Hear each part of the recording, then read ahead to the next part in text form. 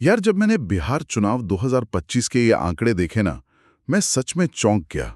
चौंकाने वाले तो थे, इसमें कोई शक नहीं। मतलब 243 में से 200 से ज्यादा सीटें बिहार की राजनीति में, ऐसा तो लगभग नामुमकिन सा लगता है। बिल्कुल। हमारे पास ये एक दस्तावेज है, बिहार पल्स 2025 पीडीएफ, और आज इसका एक एक पन्ना खोलकर देखना ही पड़ेगा। हाँ, इसकी गहराई में उतरना तो बनता है। तो आज का मिशन साफ है, ये समझना कि ये राजनीतिक भूचाल आया कैसे। कौन जीता ये तो सबको पता है, पर कैसे जीता, और बिहार के भविष्य के लिए इसका असल में मतलब क्या है। और शायद सबसे बड़ा सवाल यही है कि इसके पीछे की वजह क्या थी। तो चलिए उसी सबसे बड़े सवाल से शुरू करते हैं। नेशनल डेमोक्रेटिक अलायंस मतलब एनडीए की ये सुनामी जैसी जीत। बिहार जैसे राज्य में, जहां हर 5 साल में सरकार बदलने का एक ट्रेंड सा रहा है, जहां एंटी इनकम्बेंसी मतलब सत्ता विरोधी लहर एक सच्चाई है, वहां इतनी बड़ी, इतनी एक तरफा जीत हुई कैसे? ये सवाल सबके मन में है। और जब हम इस सोच के विश्लेषण में झांकते हैं तो पता चलता है कि ये कोई एक वजह से नहीं हुआ। अच्छा। बल्कि 3 बहुत मजबूत खंभों पर ये पूरी जीत खड़ी है। पहला तो साफ है, नीतीश कुमार का चेहरा और उनका इतने सालों का शासन। मतलब एक स्थिरता वाला फैक्टर। बिल्कुल। लोगों को एक निरंतरता का, एक स्थिरता का भरोसा मिला। हाँ, पर एक मिनट, इतने सालों से जो मुख्यमंत्री हो, उसके खिलाफ तो थोड़ी थकान, थोड़ी नाराजगी होनी चाहिए थी ना। सोर्स इस एंटी इनकम्बेंसी वाले पहलू पर कुछ कहता है। बिल्कुल। और यहीं पर दूसरा और शायद सबसे महत्वपूर्ण खंभा सामने आता है। वो क्या है? प्रभावी कल्याणकारी योजनाएं।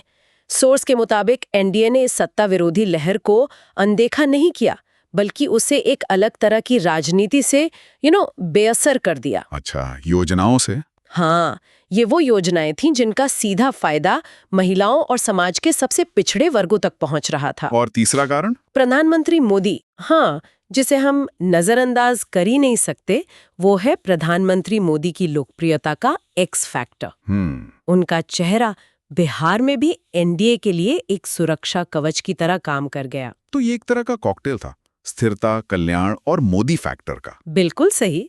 और इसी कॉकटेल के सामने विपक्ष मतलब टिक ही नहीं पाया। आपने कल्याणकारी योजनाओं की बात की, और यहाँ से एक बहुत ही दिलचस्प कहानी निकलती है। महिला मतदाताओं की। एग्जैक्टली, महिला मतदाताओं की भूमिका। सोर्स में एक आंकड़ा है जो मुझे बहुत बहुत चौंकाने वाला लगा। कि उनका वोटिंग प्रतिशत पुरुषों से ज्यादा था। हाँ, अब ये सिर्फ एक नंबर नहीं है ना, इसके पीछे तो पूरी कहानी छुपी हुई है। सही बात है। ये कल्याणकारी योजना है, सुनने में बड़ा किताबी लगता है, पर क्या सोर्स का इशारा इस तरफ है कि घर में आया गैस सिलेंडर, बेटी के स्कूल जाने के लिए मिली साइकिल, या सीधे अकाउंट में आने वाले पैसे? हाँ, इन छोटी छोटी रोजमर्रा की चीजों ने बड़ी बड़ी रैलियों और भाषणों से ज्यादा असर किया। आपने बिल्कुल सही नस पकड़ी है। सोर्स महिला मतदाताओं को इस चुनाव की रीढ़ की हड्डी कहता है। रीढ़ की हड्डी? वाह। ये एक तरह का साइलेंट रेवोल्यूशन था। ये वो वोटर थीं जिन पर सरकार की स्वास्थ्य, शिक्षा और सीधी आर्थिक मदद वाली योजनाओं का मतलब एक व्यक्तिगत असर पड़ रहा था। पर्सनल लेवल पर। हाँ, ये कोई राजनीतिक विचारधारा की लड़ाई नहीं थी, ये उनके जीवन में आए ठोस बदलाव की लड़ाई थी। तो जब उन्होंने वोट का बटन दबाया तो उन्होंने किसी नेता के भाषण को नहीं, बल्कि अपने किचन और अपने बच्चों के भविष्य को ध्यान में रखा। और इसी ने नतीजों को पलट दिया, निर्णायक रूप से एनडीए के पक्ष में मोड़ दिया। वे सिर्फ वोटर नहीं थी, वे एक खामोश लेकिन बेहद शक्तिशाली वोटिंग ब्लॉक बन चुकी थी। तो मतलब बिहार की आधी आबादी ने खामोशी से अपना फैसला सुना दिया। ये तो हुई जीतने वालों की कहानी था। जमीन पर गुस्सा तो था, बेरोजगारी एक बड़ा मुद्दा था, फिर ये वोट आरजेडी को क्यों नहीं मिले? और यही इस चुनाव का सबसे बड़ा विरोधाभास है। विपक्ष के लिए और खासकर आरजेडी के लिए ये नतीजे एक बहुत बड़ा झटका है। झटका तो है। उनकी सीटों की संख्या बुरी तरह गिरी।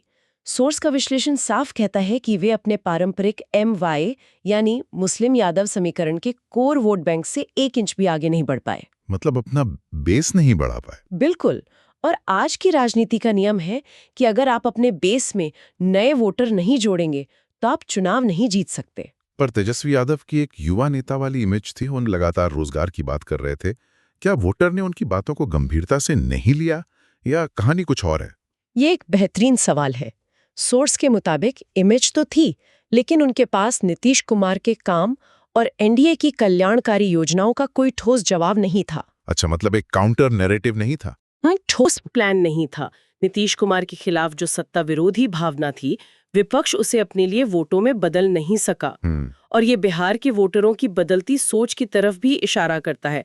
अब शायद वोटर सिर्फ बदलाव के नारे पर वोट नहीं देता, वो ये भी देखता है कि बदलाव का दावा करने वाले के पास प्लान क्या है। और विपक्ष को भरोसा दिलाने में नाकाम रहा, पूरी तरह नाकाम रहा। ये दिलचस्प है कि आरजेडी अपने पुराने वोट बैंक से आगे नहीं बढ़ पाई और ठीक उसी वक्त एक नया चेहरा चिराग पासवान युवाओं को अपने साथ ले गया। तो क्या इस चुनाव में कुछ नए राजनीतिक खिलाड़ी भी थे जिन्होंने इस पूरे समीकरण पर कोई असर डाला? हाँ, और यहाँ हमें दो बिल्कुल विपरीत उदाहरण देखने को मिलते हैं। अच्छा। एक तरफ है चिराग पासवान की पार्टी। उन्हें इस चुनाव में जबरदस्त सफलता मिली। 22 सीटें जीतना कोई छोटी बात नहीं है। बिल्कुल नहीं। ये साफ दिखाता है कि दलित और खासकर युवा मतदाताओं के बीच उनकी एक मजबूत पकड़ बन रही है। मतलब जहां आरजेडी चूक गई वहां चिराग ने पकड़ बना ली। हाँ, जहां आरजेडी युवाओं को सिर्फ वादे दे रही थी, वहीं चिराग ने उनकी आकांक्षाओं को आवाज दी। सोर्स के मुताबिक उन्होंने सफलतापूर्वक खुद को एक नई पीढ़ी के विश्वसनीय नेता के रूप में स्थापित कर लिया है। और दूसरी तरफ प्रशांत किशोर का जन स्वराज अभियान था जिसकी चर्चा बहुत थी। उनका क्या हुआ? वहीं दूसरी तरफ प्रशांत किशोर का जन स्वराज था। मीडिया में बहुत चर्चा हुई। हाँ, हाइप तो बहुत था। बड़े बड़े दावे किए गए, लेकिन चुनावी नतीजों पर उनका असर लगभग शून्य रहा। और ये बिहार की ध्रुवीकृत राजनीति की कठोर सच्चाई को दिखाता है कि नए खिलाड़ियों के लिए जगह बनाना मुश्किल है। बहुत मुश्किल है। यहाँ या तो आप किसी स्थापित गठबंधन का हिस्सा बनकर अपनी पहचान बनाते हैं, या फिर आपको सालों का लंबा संघर्ष करना पड़ता है। चिराग पासवान को अपने पिता की राजनीतिक विरासत का फायदा मिला, जबकि प्रशांत किशोर बिल्कुल बाहर से आए थे। तो बिहार की जनता ने उन्हें भी स्वीकार नहीं किया? नहीं किया। ठीक है, अब एक और अहम मुद्दे पर आते हैं। चुनाव से पहले ये मतदाता सूची को लेकर कुछ विवाद उठे थे। क्या इन विवादों का चुनावी प्रक्रिया की विश्वसनीयता पर कोई असर पड़ा? हाँ, ये एक महत्वपूर्ण सवाल है, क्योंकि लोकतंत्र का पूरा खेल भरोसे पर टिका है ना। बिल्कुल। तो मतदाता सूची में संशोधन को लेकर कुछ विवाद जरूर हुए थे, लेकिन जो बात सोर्स में सामने आई वो ये थी कि चुनाव आयोग की सख्त निगरानी और पूरे मामले पर कानूनी नजर होने की वजह से ये विवाद बड़े मुद्दे नहीं बन पाए। तो मतलब ओवरऑल प्रक्रिया विश्वसनीय मानी गई? हाँ, अंततः चुनावी प्रक्रिया की समग्र विश्वसनीयता बनी रही। वोटरों का भरोसा नहीं टूटा, जो किसी भी लोकतंत्र के स्वस्थ होने की सबसे बड़ी निशानी है। तो अब जब धूल बैठ चुकी है, आखिर में इस जनादेश का बिहार के विकास और शासन के लिए क्या मतलब है? जनता ने जो ये फैसला सुनाया है, वो सरकार को क्या संदेश दे रहा है? देखिए, संदेश बहुत साफ है। ये एनडीए की 3 नीतियों का पुरजोर समर्थन है: स्थिरता, विकास और कल्याण।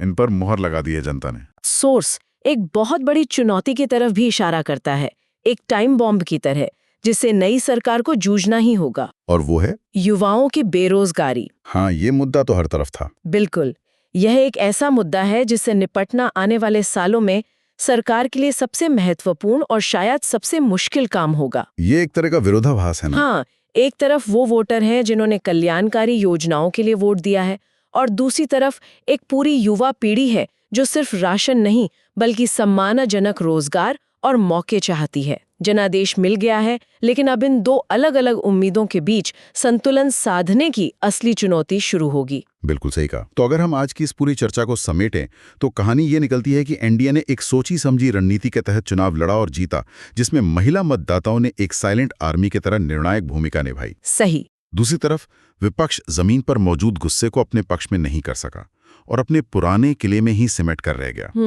और हमने ये भी देखा कि बिहार की राजनीति में नए चेहरों के लिए राह आसान नहीं है, लेकिन चिराग पासवान जैसे नेता युवाओं की आवाज बनकर एक नई जगह बना रहे हैं। और इस चर्चा के अंत में मैं श्रोताओं के लिए एक सवाल छोड़ना चाहूंगी, जो सीधे हमारे सोर्स के विश्लेषण से निकलता है। जरूर। सोर्स युवाओं की बेरोजगारी को अगली सबसे बड़ी चुनौती बताता है।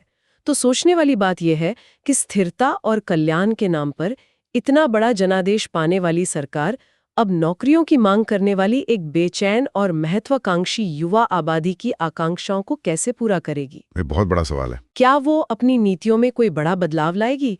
और क्या चिराग पासवान की पार्टी जैसी नई राजनीतिक ताकतें, जिन्होंने युवाओं को सफलतापूर्वक अपनी ओर खींचा है, भविष्य में इस संवाद को एक नई दिशा देंगी? मुझे लगता है यही सवाल आने वाले 5 सालों में बिहार की राजनीति का रुख तय करेगा।